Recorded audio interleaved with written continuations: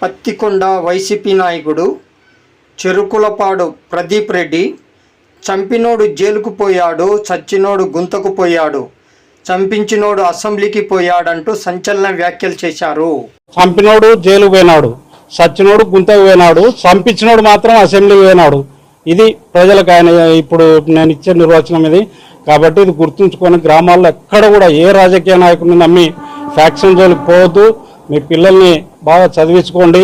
తర్వాత మీ పార్టీకి ఏ పార్టీకి ఓటేయాలనుకుంటే ఆ పార్టీకి ఓటేయండి. గ్రామాల్లో అందరూ కలిసి ఉండి అభివృద్ధికి తోడ్పడండి తప్ప ఎవ్వరు ఏ రాజకీయ నాయకుడు నాతో సహా మా పార్టీతో అయినా సరే నమ్మి గ్రామాల్లో ఎక్కడ కూడా రాజకీయాల్లో ఓటు ఎలక్షన్ వరకే ఉండాలి తప్ప ఎలక్షన్ అయిపోయిన మరుసటి రోజు గ్రామం కలిసి ఉండి అభివృద్ధికి ఏ పార్టీ అయినా రాని ఆ పార్టీతో అభివృద్ధికి తోడ్పడి గ్రామాన్ని డెవలప్ చేసుకోండి తప్ప ఫ్యాక్షన్ జోలికి పోవద్దండి అని చెప్పి నేను ఇది అప్పుడు నారాయణరెడ్డి కూడా వెంకటప్ప నాయుడు కేసులో ఉండి ఆ కేసు కొట్టేసిన రోజే చెప్పినాడు ఆయన, ఇది ఫ్యాక్షన్ ఇంతటితోటి పోవాలా, ఇది ఇట్లే పెంచుకుంటూ పోతే భావితరాలకు ఏమీ మిగిలిచ్చేది ఉండదు, మనం అందరూ జైళ్ళ పాలవుతారని చెప్పి ఆ రోజు కూడా ఆయన మన